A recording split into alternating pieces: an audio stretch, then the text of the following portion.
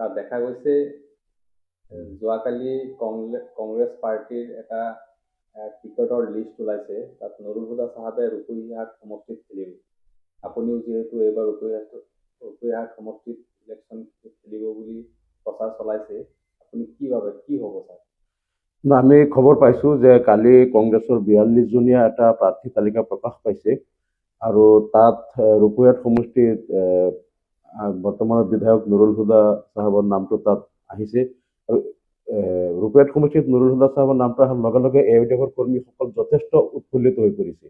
কাৰণ আমি সকলোৱে ভাবি আছিলোঁ যদি নতুন মুখৰ কোনো প্ৰাৰ্থী ইয়াত আহে, যাৰ কোনো আগতে দুৰ্নীতিৰ কেলেংকাৰী বা স্কলাৰশ্বিপ কেলেংকাৰী নাই, বা যিসকলে জনসাধাৰণৰ বিভিন্ন আঁচনিৰ ধন আত্মসাৎ কৰাৰ যিসকলৰ বা যুৱ কংগ্ৰেছক লৈ তেওঁলোকক ব্যৱহাৰ কৰি বিভিন্ন ধৰণে আঁচনিৰ ধন আত্মসাৎ কৰি যিটো কেলেংকাৰীৰ অভিলেখ সৃষ্টি কৰা এনেকুৱা ৰেকৰ্ড নথকা কোনোবা নতুন মুখৰ প্ৰাৰ্থী যদি আহে, তেনেহ'লে আমাৰ যথেষ্ট প্ৰত্যাহ্বান এটা হ'লে হয়, এটা ভাল ফাইট হ'লে হয়।